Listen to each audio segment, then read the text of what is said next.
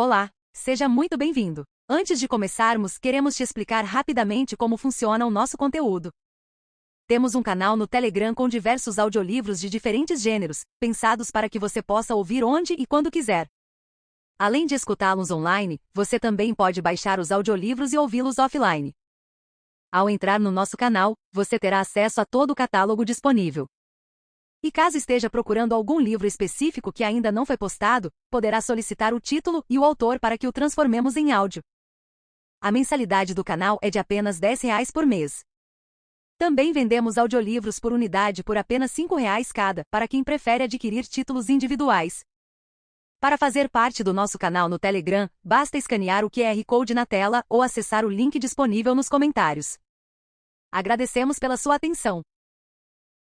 Prólogo. Adriene. Todo mundo mente. Há alguns anos, pesquisadores fizeram um experimento na área de psicologia para avaliar a predominância do comportamento desonesto. Eles usaram uma máquina de venda automática que não funcionava direito. As cobaias foram informadas de que a máquina estava com problema. Se inserissem o dinheiro, a máquina liberaria o chocolate, mas também devolveria o dinheiro. As cobaias que usaram a máquina descobriram que isso era verdade mesmo. Elas compraram 1, 2, 3 e até 4 chocolates sem pagar nada, porque a máquina sempre devolvia o dinheiro. Tinha um aviso na máquina que dizia, em caso de defeito, favor entrar em contato, seguido de um número de telefone. O que as cobaias não sabiam era que o número fornecido pertencia a um dos pesquisadores responsáveis pelo estudo.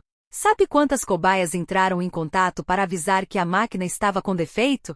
0. É isso mesmo. Entre dezenas de cobaias, não houve uma honesta o suficiente para usar o telefone e avisar que a máquina estava com defeito. Todas pegaram o chocolate grátis e foram embora. Como eu disse, todo mundo mente. Há muitos sinais fáceis de identificar quando uma pessoa está mentindo, ainda mais se ela não for boa nisso. Como psiquiatra, conheço bem esses sinais.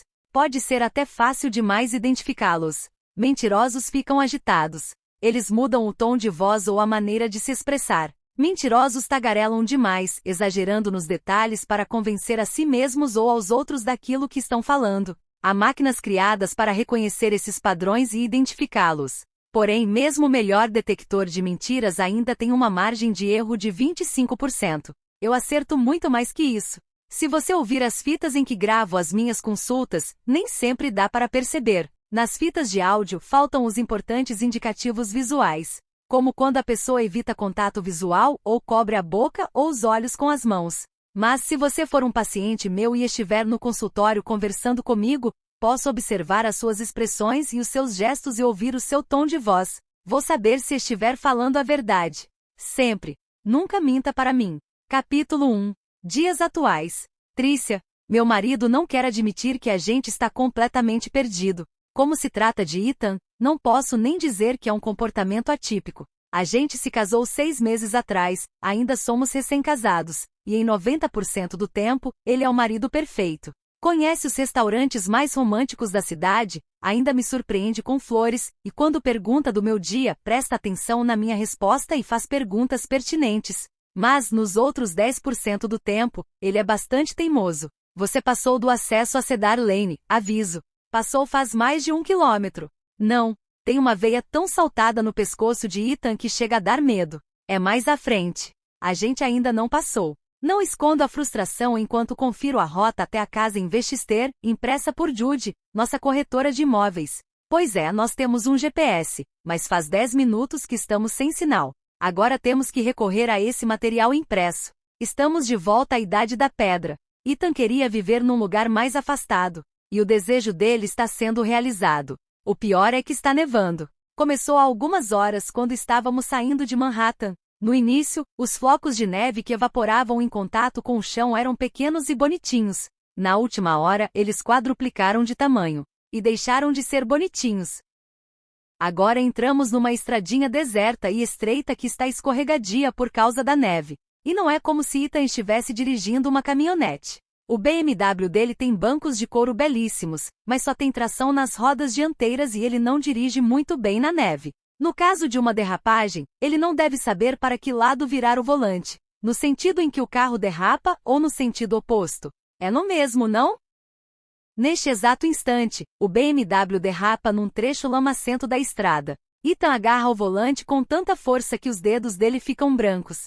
Consegue controlar o carro, mas sinto o meu coração acelerar. A neve está ficando cada vez pior. Ele para o BMW no acostamento e estende a mão.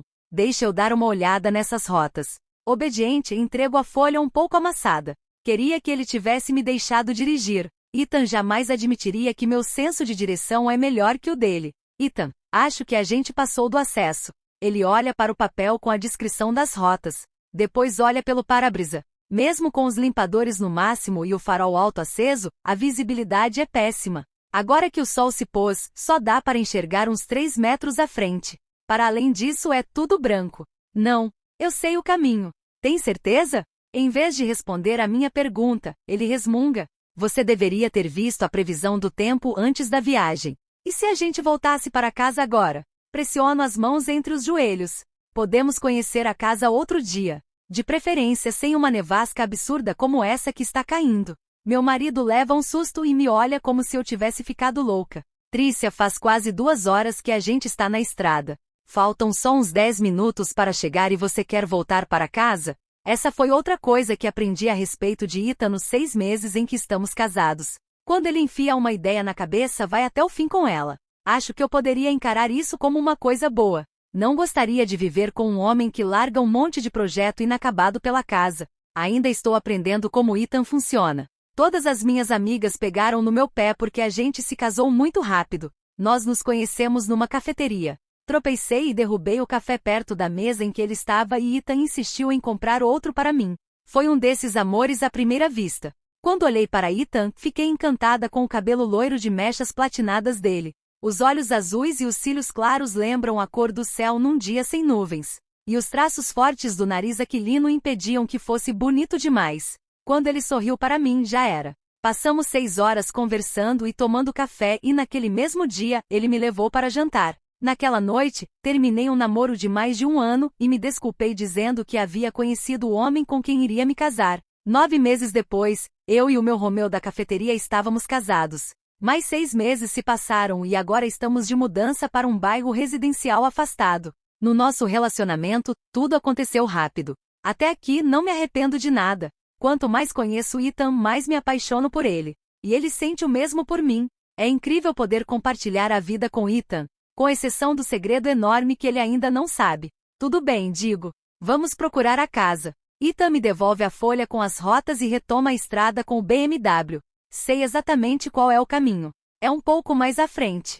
É o que vamos ver. Dessa vez, ele dirige mais devagar por causa da neve e para não perder o acesso, pelo qual tenho certeza de que já passamos a mais ou menos 1 quilômetro. Também presto atenção na estrada, apesar da dificuldade de enxergar com tanta neve. Tento pensar em lugares quentes e secos. Ali! Grita Ethan. Achei. Eu me inclino para frente, esticando o cinto de segurança. Ele encontrou? Encontrou o que exatamente? Será que está usando óculos de visão noturna e não percebi? Porque só estou enxergando neve e depois disso mais neve e depois disso escuridão. Mas ele reduz a velocidade do carro e, de fato, há uma estradinha que avança entre as árvores, e as luzes do carro iluminam uma placa coberta de neve.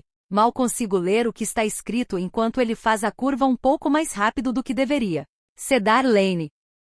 Quem diria, Ethan estava certo o tempo inteiro. Achei que tínhamos perdido o acesso para Cedar Lane, mas não. Ela estava bem aqui. Agora que entramos nessa estradinha minúscula para chegar até a casa, estou preocupada que o BMW não aguente. Quando olho para o meu marido, noto a mesma preocupação no rosto dele. O caminho até a casa não é asfaltado e, para piorar, está coberto por uma camada grossa de neve. Vamos pedir a Judy que mostre a casa bem rápido, digo. Assim dá tempo de a gente voltar. Ethan faz que sim com a cabeça. Preciso dizer uma coisa. Eu queria um lugar mais afastado, mas isso aqui é loucura. Porque a gente está no meio. Ele não termina a frase. Acho que ia dizer que a gente está no meio do nada. Mas, antes que pudesse falar essas palavras, Ethan fica boquiaberto. Porque enfim, a casa surge diante de nós. E ela é inacreditável. O anúncio na página de Judy dizia que a construção era um sobrado com sótão, mas essa descrição não fazia jus ao tamanho do imóvel. O pé direito deve ser muito alto, porque a empena íngreme parece tocar o céu carregado de neve. Janelas de arco ogival se alinham nas laterais da casa e dão a ela um aspecto mais de catedral que de um lugar para morar. Ethan continua de queixo caído. Meu Deus, diz ele. Como deve ser morar num lugar desses? Sei que eu e meu marido estamos juntos há pouco mais de um ano, mas já sou capaz de reconhecer a expressão no rosto dele. Não é uma pergunta retórica. Ele quer morar nessa casa. Nós fizemos a coitada da Judy andar por tudo em Westchester e Long Island, porque nenhum lugar chegou perto daquilo que Ethan tinha em mente. Mas agora, você gostou? Pergunto. Você não achou incrível? Dá só uma olhada nessa casa. Abro a boca para concordar com ele. Sem dúvida, a casa é bonita. É afastada, elegante e enorme. Tudo o que estávamos procurando numa casa. É um lugar perfeito para criar os filhos, que é um dos nossos objetivos. Quero dizer para Ethan que adorei a casa tanto quanto ele, e que devemos fazer uma oferta assim que Judy chegar. Mas não consigo, porque diante dessa propriedade enorme, sinto um tremendo mal-estar. Fico tão enjoada que cubro a boca e respiro fundo para o almoço não voltar no tapete caro do BMW. Nunca senti nada parecido com isso antes. Pelo menos não nas dezenas de casas que visitamos nos últimos 2 meses. Nunca senti algo tão forte assim. Algo terrível aconteceu nessa casa. Mas que porcaria, diz Ethan. Tento respirar fundo mais uma vez para me livrar das ondas de náusea. É quando percebo que estamos parados. As rodas da frente continuam girando, mas não adianta nada. O carro não sai do lugar. A estrada está muito escorregadia, comenta ele. Os pneus não têm tração nenhuma. Abraço o próprio corpo e sinto um calafrio mesmo com o aquecedor no máximo. E agora? Bom, ele estica o braço para passar a mão no para-brisa embaçado. A gente está bem perto da casa. Dá para ir andando. É fácil para ele dizer isso, que não está usando botas Manolo Blahnik, e parece que Judy já chegou, acrescenta ele. Sério? Mas não estou vendo o carro dela. Pois é, mas as luzes da casa estão acesas. Ela deve ter guardado o carro na garagem. Faço um esforço para enxergar a casa através do para-brisa. Agora, prestando atenção, vejo uma luz acesa no andar de cima. Que estranho. Se um corretor de imóveis fosse mostrar uma casa, ele não teria que acender também as luzes do andar de baixo? Mas todas as luzes do primeiro andar estão apagadas. A única luz acesa é essa no andar de cima. Mais uma vez, sinto um calafrio. Vamos, chama Ethan. É melhor a gente entrar na casa. Não podemos passar a noite no carro. Vamos ficar sem gasolina e morrer congelados. Um pensamento nada agradável. Estou começando a me arrepender. O que eu tinha na cabeça quando aceitei fazer essa viagem? Mas Ethan adorou a casa. Talvez dê tudo certo. Tudo bem, digo. Vamos lá. Capítulo 2. Ai meu Deus. Está frio demais. Assim que abro a porta do BMW, me arrependo profundamente de ter concordado em ir andando até a casa. Estou com meu casaco de lã da Ralph Lauren que vai até a altura do joelho, mas parece que estou usando uma folha de papel, porque o vento atravessa a roupa e não adianta usar o capuz. Mas a situação dos pés é pior. Estou de botas de couro, mas elas não são botas para neve, se é que você me entende. Elas me deixam 7 centímetros mais alta, o que me agrada bastante, e ficam lindas com a minha calça jeans skinny, mas são inúteis para me proteger dos 30 centímetros de neve que cercam meus pés.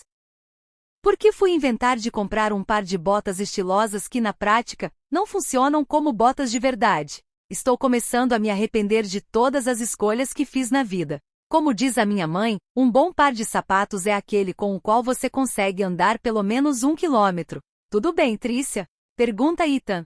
Está com frio? Ele franze a testa, chocado de ver como estou tremendo, batendo os dentes e com os lábios roxos. Ethan está com um casaco preto de esqui que comprou no mês passado, e apesar de eu não conseguir ver os pés dele, aposto que as botas que ele está usando são quentes e confortáveis. Sinto vontade de torcer o pescoço dele por me obrigar a andar na neve, mas para isso teria que tirar as mãos dos bolsos e acabaria sofrendo queimaduras de frio porque, ao contrário dele, não tenho luvas.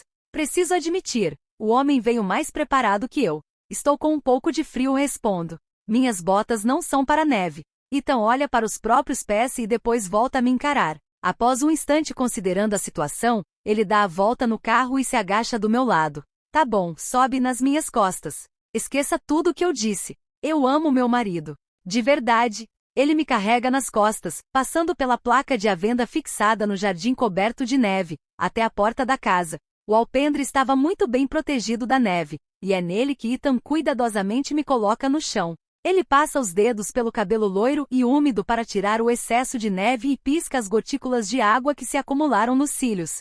Obrigada. Dou um sorriso, transbordando de afeto pelo meu marido bonito e forte. Você é o meu herói. Foi um prazer. Então ele faz uma reverência. Eu me derreto todinha. Estou adorando essa fase lua de mel do nosso casamento. Ethan tira as luvas de lã e aperta o botão ao lado da porta com o polegar. Ouvimos a campainha tocar dentro da casa e mesmo depois de esperar por bastante tempo, ninguém aparece para nos receber. Outra coisa engraçada é que o primeiro andar da casa está todo escuro. Nós dois vimos aquela luz acesa no andar de cima e achamos que havia alguém em casa. Presumimos que seria Judy. Mas se Judy estivesse aqui, ela estaria no andar de baixo, certo? Ela não estaria num quarto do andar de cima. O silêncio no primeiro andar é absoluto. Talvez os donos estejam em casa, sugere Ethan, esticando o pescoço para avaliar aquela construção imponente. Talvez. Mas há outra coisa estranha nisso tudo. Não tem nenhum carro na propriedade. Quer dizer, nenhum carro à vista. É claro que numa tempestade de neve, o carro do dono da casa provavelmente estaria na garagem. Mas não acho que Judy usaria a garagem, e o fato de não haver nenhum carro à vista deve ser sinal de que ela ainda não chegou. Enquanto Ethan toca a campainha mais uma vez, pega o celular na bolsa. Nenhuma mensagem de Judy, informo. Mas faz uns 20 minutos que estou sem sinal de celular. Pode ser que ela esteja tentando falar com a gente. Ele tira o telefone do bolso e franze a testa ao olhar para a tela. Também estou sem sinal. Continuamos ouvindo apenas silêncio vindo da casa. Ethan vai até a janela que fica ao lado da porta e coloca as mãos ao redor dos olhos para tentar enxergar alguma coisa. Ele balança a cabeça. Definitivamente não tem ninguém aqui embaixo. Acho que não tem ninguém em casa. Ele dá de ombros. Pode ser que Judy tenha deixado a luz de cima acesa na última vez que veio aqui. Judy não faria uma coisa dessas. Judy Teitelbaum é uma profissional exemplar. Ela já era corretora de imóveis antes de eu nascer e toda a casa que mostrou para nós estava em perfeito estado. Ela mesma deve limpá-las. Tenho medo até de encostar em qualquer coisa quando estou visitando uma casa com ela. Se eu largasse uma bebida em cima de um móvel sem porta-copo, acho que ela teria um infarto. Em outras palavras, acho que ela não esqueceria uma luz acesa na casa. Mas estou com dificuldade de pensar em outra explicação. Ethan levanta a gola do casaco e eu abraço meu próprio corpo para tentar me aquecer. Não sei o que fazer. Parece que Judy ainda não chegou. Dou um suspiro de frustração. Que ótimo. E o que a gente faz agora? Espera aí. Ele olha para o capacho no chão, que tem um bem-vindo escrito com uma caligrafia rebuscada, parcialmente encoberta pela neve. Talvez tenha uma chave sobressalente por aqui. Não achamos nenhuma debaixo do capacho de boas-vindas, isso seria óbvio demais, mas, depois de procurar um pouco, encontramos uma chave escondida debaixo do vaso de planta perto da porta. Seguro a chave gelada e meio molhada na palma da mão. Então, ergo as sobrancelhas para Ethan. Vamos entrar na casa sem Judy? A gente pode fazer isso? A gente não tem escolha. Sei lá quanto tempo ela vai demorar para chegar e está muito frio. Ele me abraça com carinho. Não quero que você fique doente. Ele tem razão. Sem sinal de celular e com o carro cada vez mais coberto de neve, a gente precisa de abrigo. Pelo menos dentro da casa estaremos em segurança. Enfio a chave na fechadura e ao virá-la ouço o trinco se abrir. Sinto a maçaneta congelada na palma da mão. Tento girá-la, mas a porta não se mexe. Que droga! Olho para a chave que continua na fechadura. Será que é uma daquelas maçanetas que travam por fora? Deixa eu tentar. Dou um passo para trás e deixo Ethan tentar. Ele experimenta a chave e a maçaneta ao mesmo tempo. Nada. Ele se afasta um pouco, segura firme a maçaneta e joga todo o peso do corpo na pesada porta de madeira. Com o estrondo, ele consegue abrir a porta. Você conseguiu. Meu herói. Eu me derreto todinha. Está tão escuro que não dá para enxergar nada dentro da casa. Ethan aperta um interruptor na parede e sinto um frio na barriga quando nada acontece. Mas logo em seguida as luzes no teto piscam por um instante antes de acender. A energia elétrica está ligada, graças a Deus. Não está muito claro, várias lâmpadas devem ter queimado, mas é suficiente para iluminar a ampla sala de estar. E fico abismada. Para começo de conversa, a sala de estar é enorme e parece ainda maior por causa dos ambientes integrados. Depois de vários anos morando num apartamento em Manhattan, quase toda a casa parece enorme para a gente. Mas essa é tão grande quanto um museu, tão grande quanto um aeroporto. E ela já seria grande por causa da metragem, mas parece ainda maior por causa do pé direito alto. Meu Deus, diz Ethan, suspirando. Esse lugar é incrível. Parece uma catedral.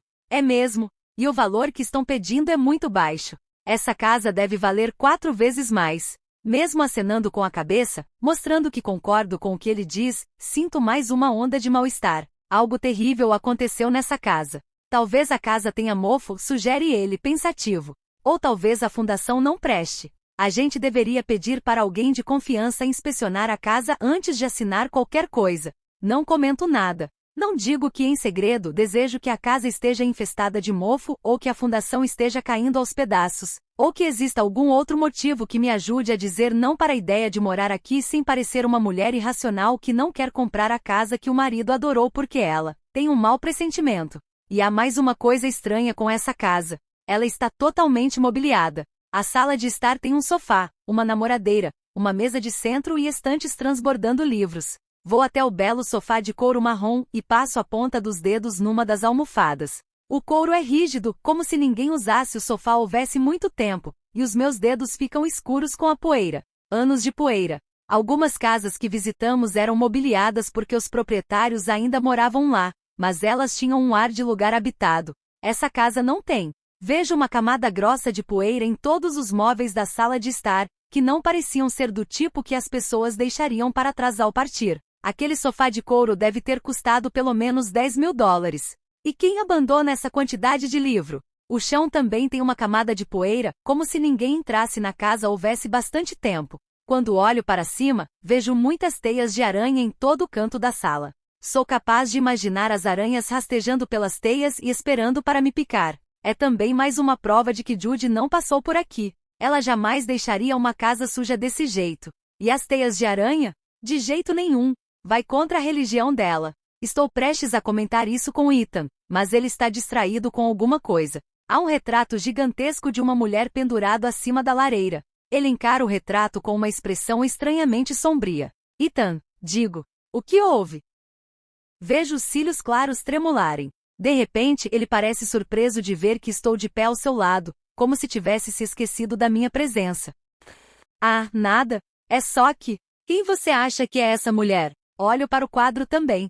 É enorme e extravagante. E a mulher do retrato é impressionante. Essa é a melhor forma de defini-la. O tipo de mulher que, se fosse vista na rua, seria difícil de ser ignorada. Parece ter 30 e poucos anos, cabelo muito liso na altura dos ombros. À primeira vista eu diria que o cabelo é castanho avermelhado, mas quando inclino a cabeça para o lado, ele se transforma num tom brilhante de vermelho. A pele dela é pálida e perfeita, mas acho que qualquer pessoa pode ter a pele bonita numa pintura. Uma das características mais impressionantes dela são os olhos verdes. Muitos olhos verdes tendem para o azul ou para o castanho, mas essa mulher tem olhos de um verde intenso que parecem saltar da tela. Será que ela morava aqui? Pergunto. Ethan torce os lábios numa careta. A pessoa tem que ser muito arrogante e egocêntrica para colocar um retrato gigantesco de si mesma na parede. Quer dizer que você não quer que eu coloque um retrato gigantesco de mim mesma na parede da nossa casa? Provoco.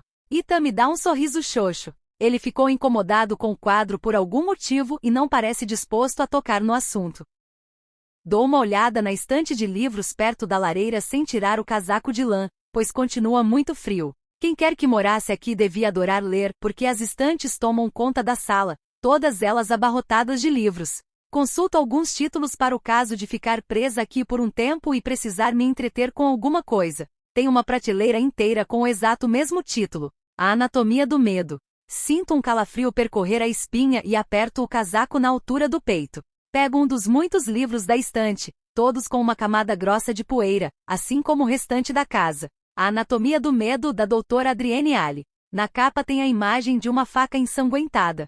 Ótimo! Era só o que me faltava. Viro o livro para ver a contracapa. Nela, estão algumas frases de escritores famosos e outros profissionais elogiando a obra. E no canto inferior esquerdo, há uma foto da autora. É o mesmo retrato que está pendurado acima da lareira. Ethan, chamo. Olha só. Ele tira os olhos do quadro e vem para perto de mim. Por cima do meu ombro, vê a foto na quarta capa do livro. Adrienne Alley, diz ele, lendo a contracapa. Não é aquela psiquiatra que foi assassinada? Ele está certo. Há 3 anos, o desaparecimento da doutora Adrienne Alley foi uma das notícias mais bombásticas da época. Ainda mais por ter acontecido pouco depois de ela publicar o livro de psicologia pop que passou quase um ano na lista dos mais vendidos do New York Times. ocupando o primeiro lugar por meses. O país inteiro leu o livro, inclusive eu. É claro que boa parte do sucesso dele se deve à história sensacional do desaparecimento dela. Ela desapareceu, digo, corrigindo. Acho que nunca encontraram o corpo. Ele pega o livro das minhas mãos e começa a folheá-lo. Aposto que acabaram encontrando o corpo largado em algum lugar. É possível. Faz pelo menos 2 anos que Adrienne Ali desapareceu do noticiário, e o livro dela também sumiu das listas de mais vendidos. Você leu, não é? Ele não tira os olhos do livro enquanto balança a cabeça. Odeio esse negócio de psicologia pop. Mas o livro é bom. Coloco o dedo na página que está aberta. O livro inteiro é sobre os pacientes dela, sabia? As experiências horríveis que essas pessoas viveram e como elas superaram os problemas. Não é muito a minha praia. Ele larga o livro em uma das estantes, de repente entediado. Ethan não gosta de ler. E o assassino é o namorado dela, não é isso? Me lembro dessa parte. Ele era programador ou algo assim. Ele foi acusado, mas acho que não foi preso. É bem provável que ele seja o culpado. É sim. Concordo com um aceno de cabeça. Tem muito homem perigoso solto por aí. Ethan segura a minha mão e me puxa para perto a ponto de eu sentir seu hálito quente na minha bochecha. Você não fica feliz de saber que te salvei desse bando de idiota? Reviro os olhos, mas o que ele disse faz sentido. Namorei alguns idiotas. Nenhum deles era um homicida igual ao namorado da doutora Adrienne Ali, mas um deles chegou a me trair com a minha melhor amiga. Que coisa mais clichê. Ethan, por outro lado, é bastante fiel desde que começamos a ficar juntos. Ele nem olha para outras mulheres, apesar de elas olharem para ele o tempo inteiro. Você acha que essa é a casa dela? Pergunto. A casa da doutora Adrienne Ali? É provável. Ele olha para o retrato mais uma vez. Ou de alguém obcecado por ela no nível perigoso. Apesar de estar de casaco, ainda estou morrendo de frio. Esfrego os braços para tentar me esquentar. Se ficarmos aqui um tempo, talvez possamos dar um jeito de ligar a calefação. Ethan é bom com essas coisas. Você não se incomodaria de morar na casa de uma mulher morta? Acho que não. Ele dá de ombros. Mais cedo ou mais tarde, todo mundo morre. A menos que a gente compre uma casa recém-construída, vai acabar morando num lugar que era de alguém que já morreu. Que diferença faz? Estou descobrindo coisas curiosas a respeito do marido com quem me casei há 6 meses. Ele não tem um lado espiritual. Meu olhar percorre os volumes nas prateleiras até parar no livro que Ethan largou no alto da estante. Não sei porquê, mas tenho a sensação de que Adrienne Ali não ia gostar de ver os livros dela fora do lugar. Era como se Ethan tivesse mexido na energia da casa. Coloco o livro no lugar onde estava. Espero que isso acalme o espírito dela por um tempo, apesar de seu assassino continuar solto por aí. Meu estômago deixa escapar um ronco vergonhoso. Quando você acha que Judy vai chegar? Estou morrendo de fome. Não faço ideia. Ele consulta o Rolex. Vou conferir se o carro dela não está mesmo na garagem. Enquanto Ethan procura a porta que dá acesso à garagem, baixo a cabeça para observar o chão de madeira debaixo dos meus pés. Está tão sujo que eu pensaria 2 vezes antes de andar descalça ali. A sola dos pés ficaria preta com certeza. Mas ao olhar para o chão iluminado pela luz tremeluzente das lâmpadas no teto, percebo uma marca na poeira perto da estante de livros. Parece muito. Uma pegada. Eu me aproximo para enxergar melhor, estreitando os olhos por causa da iluminação fraca. Sem dúvida parece uma pegada. Coloco o pé ao lado da pegada. Quem quer que tenha deixado a pegada ali tinha pés muito maiores que os meus. Será que a pegada é de Ethan? Pelo tamanho, pode ser. Mas acho que ele não andou por essa parte da sala. A garagem está vazia. Ethan surge de uma porta perto da cozinha, tirando do ombro o que parece ser uma teia. Bud não chegou.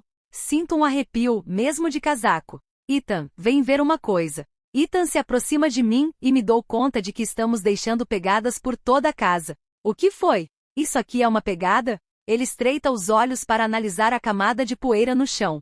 Talvez. Mas de quem? Não sei. De Judy. Levanto as sobrancelhas.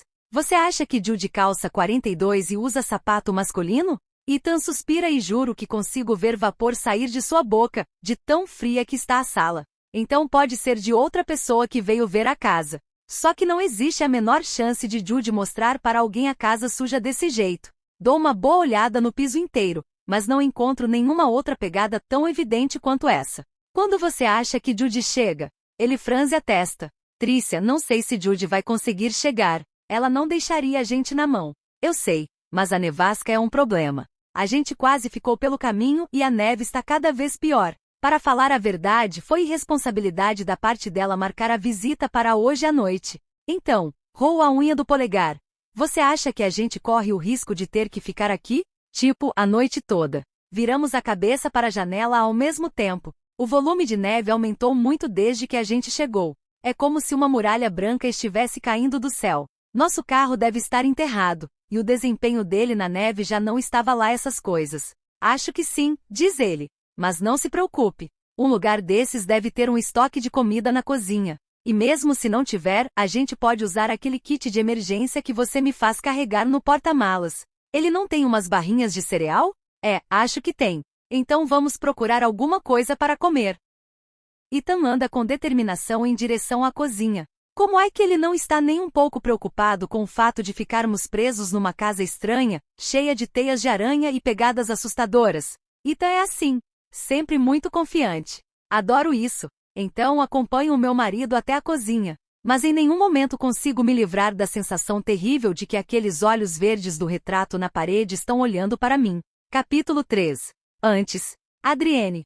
Paige xinga ao tropeçar numa pedra solta no caminho até a porta da minha casa. Observo pela janela e me pergunto se deveria chamar uma pessoa esta semana para arrumar aquele trecho do caminho. Se alguém cair e quebrar o tornozelo, eu vou ser a responsável. Quer dizer, de acordo com a lei. Se Paige caísse, seria culpa dela mesma.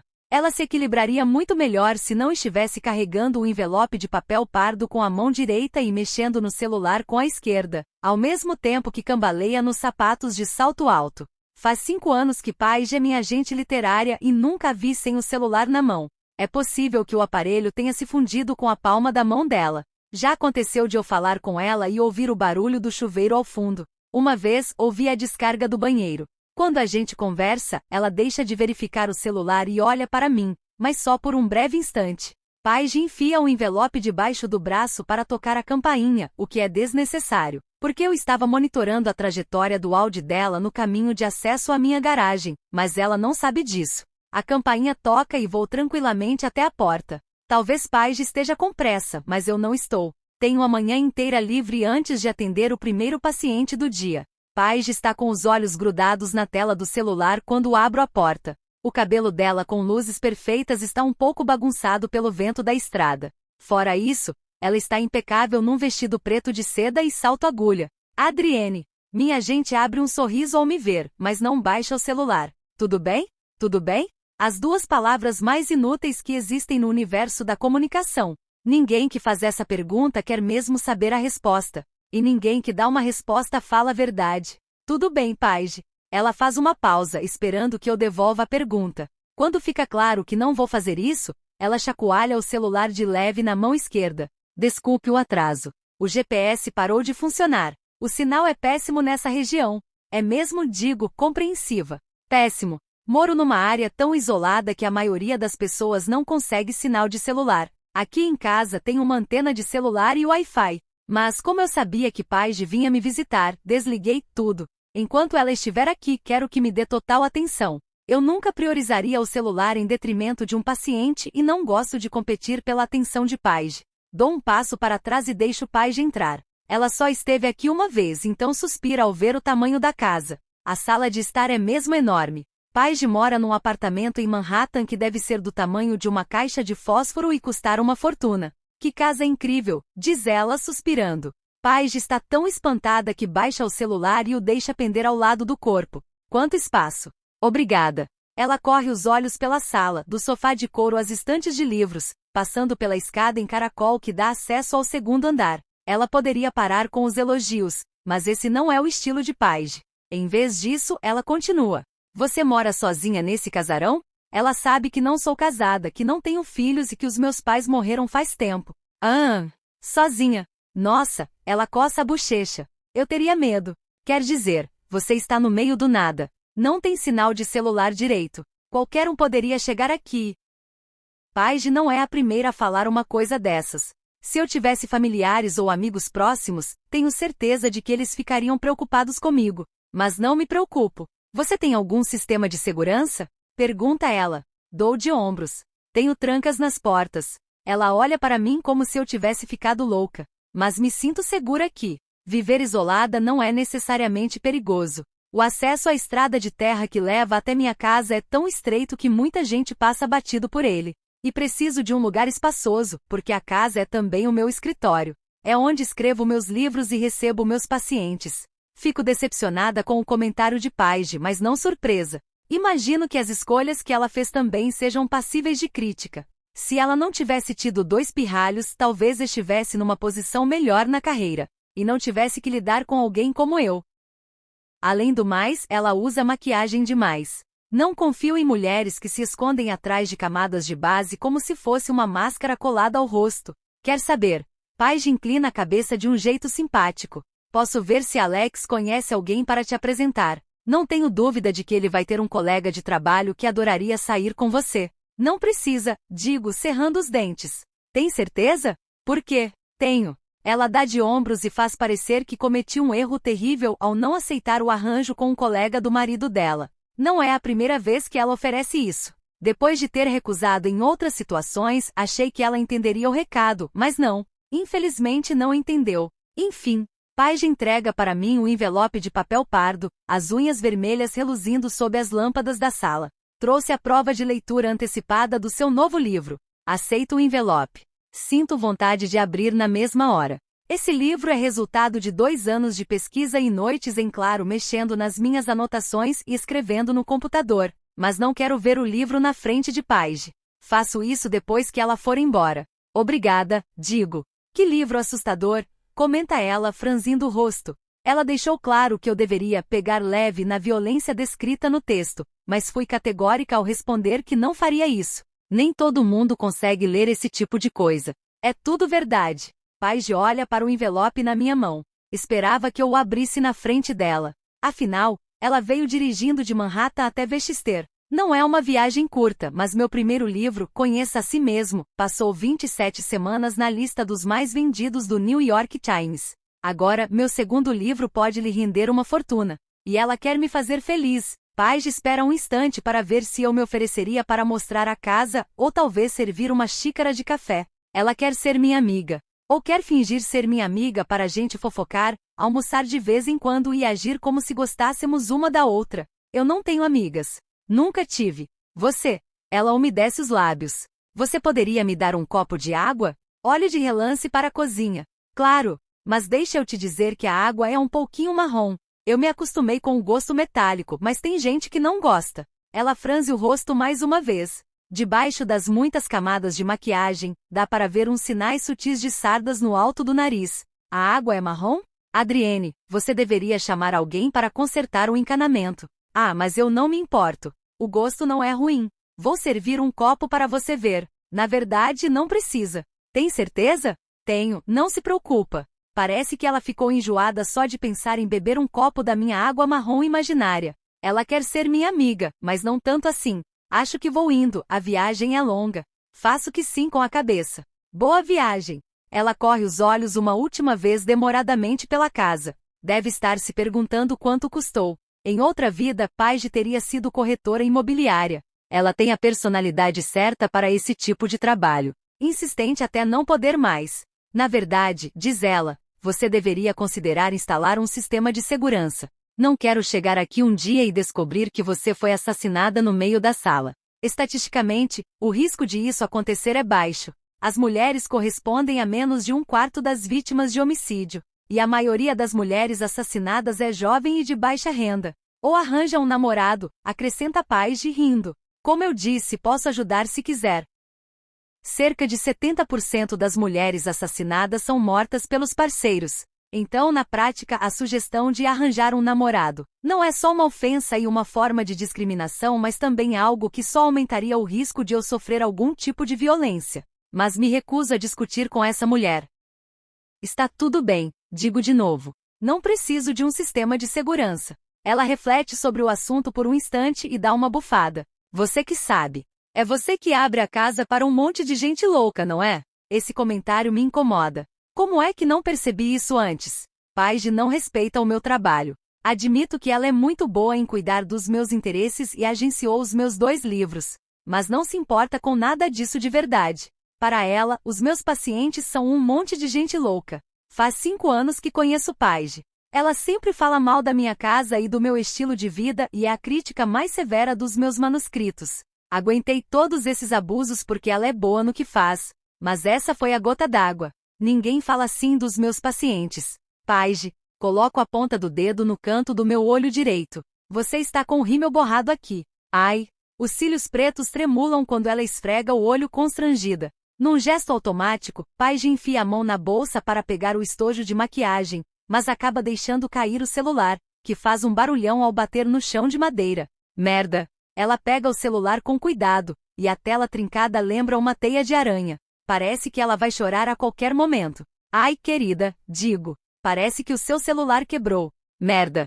Paige desliza o dedo indicador pela tela como se quisesse consertar o telefone com um passe de mágica. Esbraveja mais um pouco e desiste de mexer na tela, mas acaba machucando a ponta do dedo no vidro. Que azar! Quem sabe isso não é um sinal, comento. Talvez você devesse passar menos tempo no celular. Paige ri como se eu tivesse feito uma piada. Ela não me conhece o suficiente para saber que não faço piadas. Eu a acompanho até a porta e ela dá um sorriso forçado. Assim que ela pisa do lado de fora, o sorriso desaparece de vez. Da janela, observo Paige ir até o carro, desviando da pedra solta. Assim que ocupa o banco do motorista, ela se vira para olhar seu reflexo no espelho retrovisor. Paige encosta o dedo no canto do olho, franzindo a testa porque não encontra rímel nenhum borrado. Ela está tendo um dia ruim, mas vai piorar quando receber o e-mail que vou mandar encerrando o contrato dela como minha agente. Saio da janela e olho para o envelope de papel pardo que Paige trouxe para mim. Meu livro. 2 anos de sangue, suor e lágrimas. Abro o envelope com cuidado. De dentro dele, tiro a prova de leitura. Esboço um sorriso. O livro ficou exatamente como eu tinha imaginado. Meu nome em maiúsculas e negrito, Dr. Adrienne Ali. O editor hesitou quando sugeri que a capa tivesse a foto de uma faca ensanguentada, mas, depois do sucesso do meu livro anterior, eles me deram autonomia. A essa altura devem ter percebido como foi uma decisão inteligente, como a foto é impactante. Corro os dedos pelas letras do título e leio em voz alta. A Anatomia do Medo. Capítulo 4. Dias atuais. Trícia, não tenho esperança de encontrar alguma coisa para comer na cozinha. Se ninguém morou nessa casa desde que Adrienne Ali desapareceu há 3 anos, não deve ter comida na geladeira. Na melhor das hipóteses, vamos encontrar alguma coisa enlatada que dê para esquentar. A geladeira tem, no mínimo, o dobro do tamanho da nossa geladeirinha. Tudo aqui parece muito maior que as coisas que temos na cidade. Essa cozinha deve ser 10 vezes maior que a nossa. Fico me perguntando se a doutora Adrienne Ali cozinhava bem. Ela parece o tipo de mulher capaz de preparar uma bela refeição em pouquíssimo tempo. Ethan escancara a porta da geladeira e examina o interior dela. Podemos fazer um sanduíche. Sério? Por cima do ombro dele, vejo as opções na geladeira. Tem pão de forma e alguns frios, além de um pote de maionese. Sinto o estômago revirar e quase vômito só de pensar no quanto essas comidas estão velhas. Não vou comer nada disso. Deve estar tudo vencido há anos. Ele pega um pacote de mortadela. Não, vai vencer só semana que vem. Judy deve ter trazido. Tento imaginar Judy comprando mortadela para deixar numa das casas que está vendendo, mas não consigo. Ela tem mais a cara de caviar e salmão defumado. Tem certeza? Você viu o ano? Tenho. Olha só. Ele me entrega a mortadela.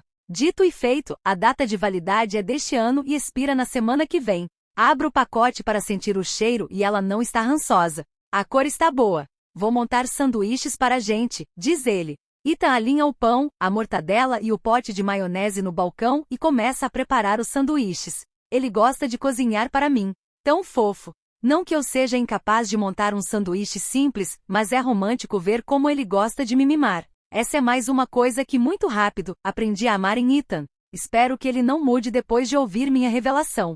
Eu me sinto mal só de pensar no assunto. Mas não tenho como continuar escondendo isso dele por muito mais tempo. Posso ajudar com alguma coisa? Que tal pegar alguma coisa para a gente beber? Isso é fácil. Atravesso a cozinha para pegar 2 copos. Vou só enchê-los com água da torneira. Acho que não tem problema. Mas quando chego perto da pia, algo me faz parar de repente. Tem um copo em cima da pia com água pela metade. Suado por causa da condensação. Ethan, estou com a voz trêmula. Sim, eu, engulo em seco sem tirar os olhos do copo. Eu acho que tem mais alguém nessa casa. Ele interrompe a montagem dos sanduíches, segurando um pedaço de mortadela na mão direita. Como assim? Tem um copo na pia. Recuo um pouco, como se o copo pudesse me atacar. Alguém tomou água nele faz pouco tempo. Deve ter sido Judy. Se Ethan falar de Judy mais uma vez, vou dar um soco na cara dele. Não foi Judy. Ela jamais ia deixar um copo com água pela metade na pia da cozinha desse jeito. E se tivesse sido Judy, o copo estaria manchado de batom. Ele não tem como contra-argumentar. O batom vermelho intenso é uma característica de Judy. Ela jamais conseguiria tomar um copo de água sem deixar marcas de batom. Sem falar daquela pegada que encontrei na sala, lembrei. A pegada deve ser de Judy, diz ele, por mais absurda que seja essa ideia. Ou minha. Além disso, digo, a gente viu a luz acesa no andar de cima. Tem alguém na casa. Ethan parece duvidar. Ele olha para o copo de água do outro lado da cozinha e para a escada em caracol que leva ao segundo andar. Sei não, Trícia. Se tivesse mais alguém na casa, a pessoa não teria descido para mandar a gente embora? É um bom argumento. Talvez seja alguém que não deveria estar aqui. Ele não ignora a possibilidade. E volta a olhar para a escada em caracol. Tá bom. Pode ser. O que a gente vai fazer? Ainda estou com a bolsa pendurada no ombro. Pego o celular dentro dela. Continua sem sinal. Acho que a gente deveria verificar o andar de cima. Antes que Ethan possa dizer alguma coisa, acrescento, a gente vai ter que passar a noite aqui. Você vai conseguir dormir sabendo que tem um estranho à espreita pela casa?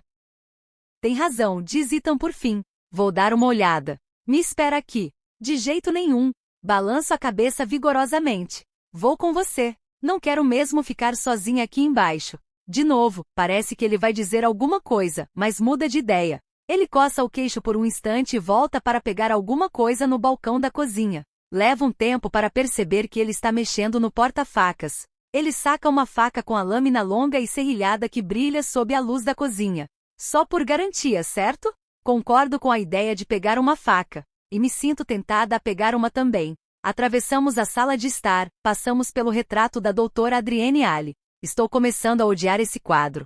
A casa fica ainda mais assustadora com esses olhos verdes me seguindo por toda parte. É um alívio quando a gente se afasta do olhar dela e chega à escada. O alívio só dura até a gente começar a subir os degraus. A espiral dos degraus parece durar uma eternidade, e a escada é muito escura. Ela é íngreme, e cada degrau rende com o nosso peso e o barulho ecoa. Uso uma das mãos para segurar o corrimão de madeira todo ornamentado e com a outra quero me agarrar ao meu marido. Quando alcanço o braço dele e aperto com força. Não acredito que ele quer morar aqui. Esse lugar parece uma daquelas casas mal assombradas em que se é obrigado a passar a noite para ganhar uma herança ou algo do tipo. A situação fica pior quando a gente chega ao segundo andar, porque ele está completamente escuro. A gente viu uma luz acesa aqui em cima, certo? Meus olhos percorrem todas as portas, uma mais escura que a outra. Tenho certeza. Talvez tenha sido o reflexo da lua. Olho para ele iluminado pela luz fraca que vem da janela. Então a lua refletiu na janela de um só quarto? Não sei o que dizer, Trícia. Parece que não tem ninguém aqui. E todas as luzes estão apagadas. A gente não deveria dar uma olhada nos quartos? Ele fica em silêncio por um instante. Não sei dizer se está irritado ou com medo. Tá bom. Vamos dar uma olhada nos quartos. Ethan tenta acender as luzes do corredor, mas todas as lâmpadas estão queimadas com exceção de uma. Mas essa lâmpada já consegue deixar o corredor menos assustador. Ethan mantém a faca ao lado do corpo enquanto a gente abre cada porta e acende a luz dos quartos. De acordo com a descrição no site de Judy, existem 6 quartos no segundo andar e quero conferir cada um deles. Primeiro quarto, vazio. Assim como o segundo, o terceiro e o quarto. Completamente escuros e silenciosos. Quando Ethan acende as luzes, não surge ninguém escondido nas sombras. Os quartos estão totalmente vazios. Trícia, acho que não tem ninguém aqui, comenta ele ao fechar a quarta porta. Continua olhando, digo, quase sem abrir a boca. Quinto quarto, vazio. Agora só falta um. Todos os quartos que vimos eram mais ou menos do mesmo tamanho e com uma aparência comum. Desconfio que o último deva ser o quarto principal. O lugar onde Adrienne Alley dormia toda noite ao longo dos meses e dos anos que morou aqui antes de desaparecer. Ao nos aproximarmos da última porta, agarro o braço de Ethan. Meu coração bate tão forte que meu peito dói. Trícia, as suas unhas. Diminuo um pouco a pressão nos dedos. Desculpa. Acho que ainda estou com as unhas cravadas em Ethan, mas ele não reclama. Ele usa a mão sem a faca para girar a maçaneta e abre a porta sem fazer barulho. Capítulo 5. Não tem ninguém aqui, avisa Ethan.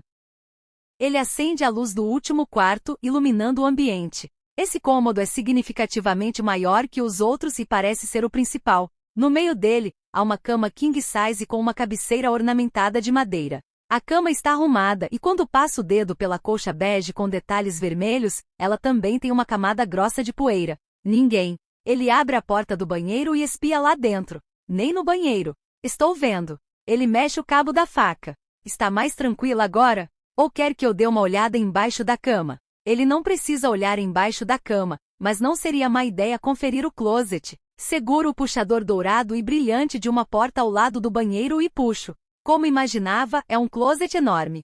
É outro luxo que não temos no nosso apartamento em Manhattan. Fileiras de roupas caras preenchem o interior do closet. Vejo etiquetas da Gucci, da Louis Vuitton e da Versace. Sinto um perfume doce e suave no interior dele, como se estivesse numa espécie de tumba. Acho que é Chanel. Corro os dedos pelo tecido de um suéter branco num dos cabides. Cachemira. Isso, mais que qualquer outra coisa, é prova de que a doutora Adrienne Ali está morta. Não existe mulher que iria embora por vontade própria e deixaria um suéter maravilhoso como esse para trás. Trícia, está mais tranquila agora? Afasto a mão do suéter de cachemira. Não consigo entender. Por que a luz estava acesa? Pode ter sido uma lâmpada que queimou. Balanço a cabeça. Não tem como. A gente testou as lâmpadas de todos os quartos e elas acenderam sem nenhum problema. Pode ter sido uma luminária ou um abajur. Lanço um olhar fuzilante. Ethan ergue as mãos. Não sei o que você quer que eu diga. A gente conferiu cada quarto. Olhamos dentro do closet. Não tem ninguém aqui. Não tenho como discutir. Ele está certo de que conferimos todos os quartos e tivemos o cuidado de olhar a casa inteira. Se houver alguém aqui, essa pessoa não quer ser encontrada. Talvez seja melhor assim. Certo, digo. Vamos comer alguma coisa. Porém, se formos dormir num dos quartos hoje à noite, não tenho dúvida de que vou trancar a porta e fazer uma barricada com os móveis. Enquanto descemos a escada em caracol, não me sinto mais tranquila. Na verdade, estou ainda mais ansiosa. Tenho certeza de que vi uma luz acesa na casa e o fato de não descobrir qual era é muito perturbador. Não sei por que Ethan parece ignorar essa situação. Talvez ele não queira admitir que está preocupado. De volta ao primeiro andar, percebo que existe um cômodo bem ao lado da escada, com a porta entreaberta. Empurro para terminar de abrir a porta e arquejo. Ethan fica paralisado nos degraus. O que foi? Pergunta ele. Examino o interior do cômodo. Assim como todos os outros, ele é enorme. E assim como a sala de estar, as paredes estão cobertas de estantes cheias de livros. Acho que nunca vi tanto livro assim em toda a minha vida. No canto perto da janela, há uma mesa de mogno com um computador empoeirado e uma cadeira de couro. Para terminar, o ambiente tem também um grande sofá de couro. É evidente que a doutora Adrienne adorava móveis de couro. Aqui devia ser o consultório dela, digo, suspirando. Ethan corre os olhos pela sala, analisando o ambiente. Quando a gente vier morar aqui, pode ser o meu escritório. Ah, não quero estragar o momento de Ethan, mas agora não existe a menor chance de eu morar aqui pelo simples fato de que vou viver apavorada com a possibilidade de ter algum estranho escondido no segundo andar. Claro, não preciso mudar nada. Ele passa a mão no sofá, avaliando a qualidade. Quer dizer, eu daria um fim nos livros. Mas, fora isso, o resto é perfeito. É perfeito. Nem morta. Ethan se curva para beijar a minha bochecha. Vou terminar os sanduíches. Você pode passear pela biblioteca. Antes que eu possa dizer qualquer coisa, Ethan volta para a cozinha. Quero ir com ele, mas minhas pernas parecem congeladas. É esse consultório. Mais ainda que o restante da casa, essa sala me dá calafrios. Era aqui que ela trabalhava. Ela devia estar aqui no dia em que desapareceu. É como se esse cômodo fosse assombrado por ela, mais que o quarto principal. Eu me aproximo da mesa de mogno. A sala está empoeirada, mas não tanto quanto a sala de estar. Vejo apenas uma camada fina de poeira sobre a mesa e o teclado do computador. Pego um lenço de papel da caixa que está em cima da mesa e limpo a tela escura do monitor. Em seguida, tiro a poeira da cadeira de couro. Eu me ajeito na cadeira e ela rende perigosamente com o meu peso. Foi aqui que a doutora Adrienne escreveu A Anatomia do Medo? A certa altura, parecia que o país inteiro tinha lido a obra. Foi o livro do momento. E a autora não teve chance de desfrutar da fama, porque pouco depois da publicação, ela desapareceu. Analiso os objetos na mesa. Tem um porta-lápis no formato de um cérebro humano, cheio de canetas esferográficas. O teclado é um daqueles ergonômicos, curvado de modo que as mãos fiquem numa posição mais natural. E há mais um objeto na mesa que chama a minha atenção. É um gravador de fita. Faz anos que não vejo um aparelho desses. Lembro vagamente que meus pais tinham um quando eu era pequena, mas não me lembro de muito mais que isso. É uma tecnologia ultrapassada. Assopro para tirar a poeira do gravador e o pego, curiosa para saber o que a doutora Adrienne estava ouvindo antes de desaparecer. Mas o aparelho está vazio. É óbvio que a polícia, em busca de provas, teria pegado qualquer fita que estivesse dentro do gravador. Trícia, os sanduíches estão prontos. A voz de Ethan atravessa o corredor e chega ao consultório. Deixo o gravador na mesa e volto para a cozinha. Capítulo 6. Antes. Adrienne. É extremamente raro um profissional que trabalha com saúde mental ser morto por um paciente. Nos Estados Unidos, é algo como uma ocorrência por ano. Na maioria dos casos, as vítimas são jovens assistentes sociais.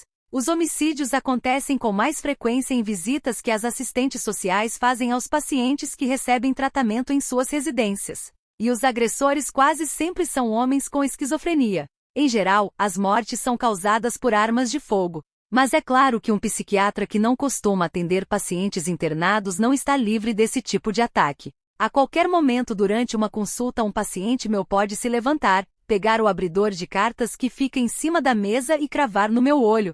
Mas o risco de isso acontecer é relativamente baixo. Embora receba pacientes em casa, o que dizem ser um erro, eu me sinto segura. Para falar a verdade, eu não mantenho um abridor de cartas em cima da mesa. Isso seria dar sorte ao azar. Além disso, adoto mais uma precaução. Sou eu que escolho os pacientes e me recuso a atender qualquer pessoa com quem não me sinta confortável. Com uma exceção. Mas logo isso vai ser resolvido. Agora, não penso nos meus pacientes porque estou sentada diante do computador, respondendo a e-mails. Neste momento, escrevo uma resposta para a mensagem que recebi ontem da minha ex-agente Paige. Querida Adrienne, fiquei em choque e triste ao saber que você escolheu trabalhar com outra pessoa dentro da agência. Eu a considero uma escritora incrível e uma das minhas amigas mais queridas. Passei os últimos anos trabalhando muito para cultivar seu talento. Poderia, por favor, me dizer o que foi que eu fiz para você se ofender? Farei tudo o que estiver ao meu alcance para reverter essa situação. Da sua amiga, Paige. Preciso me controlar muito para não revirar os olhos com esse e-mail. Não somos amigas. Longe disso. Sou psiquiatra e psicoterapeuta. Ela acha mesmo que vai me conquistar com essa bajulação e essa falsa proximidade? A única coisa que ela fez para cultivar o meu talento foi receber 15% de todo o dinheiro que ganhei. Mas a melhor coisa de ser uma autora best-seller é que não preciso me explicar para pessoas como Paige. Sou eu que mando, e meu contrato é com a agência e não com Paige. Então, a resposta para minha ex-agente é bastante breve. Paige, acho que você não é mais a pessoa certa para me agenciar. Desejo para você toda a sorte do mundo. Atenciosamente, Doutora Adrienne Ali. Clico no botão enviar e fico me perguntando qual será a reação de Paige. Ela vai aceitar o fato de que quero mudar de agente e acatar a rejeição com elegância? Ou vai pegar o Audi e vir até Westchester para implorar de joelhos para eu mudar de ideia? Desconfio que será a segunda opção. Os seres humanos não lidam bem com rejeição. No passado, quando nossos ancestrais eram caçadores e coletores, ser rejeitado pela tribo era equivalente a receber uma sentença de morte. Por esse motivo, os seres humanos sofrem terrivelmente com a rejeição. Estudos feitos com ressonância magnética mostraram que a rejeição e a dor física real ativam as mesmas áreas do cérebro. Tem gente que lida bem com a rejeição. Não vai ser o caso de Paige. Já consigo ver o que vai acontecer, mas não faz diferença. Depois que tomo uma decisão, nunca volto atrás. Uma nova mensagem aparece na minha caixa de entrada. A remetente é uma mulher chamada Susan Jamison, um nome que conheço bem. Clico na nova mensagem já sabendo o que ela vai dizer. Doutora Adrienne, agradeço a atenção que a senhora tem dedicado ao meu filho, mas não acho que ele esteja progredindo. Como tinha avisado 2 meses atrás, não vou mais pagar pelas consultas. Sinto muito que ele não esteja reembolsando a senhora usando a mesada dele. Confirmando, não vou mais bancar essas sessões de terapia. Se a senhora imaginou algo diferente disso, peço desculpas. Atenciosamente. Susan. Desvio o olhar da tela do computador e encaro o gravador na mesa. Quando comecei a atender em casa, decidi gravar cada sessão. Peço permissão para os pacientes antes de gravar, mas gravo as sessões mesmo que não permitam. Gravar as sessões de terapia me ajuda muito. Sim, eu poderia fazer anotações como muitos terapeutas fazem, mas elas nem sempre são precisas. As gravações não mentem. Hoje, uso as fitas para refrescar a memória, mas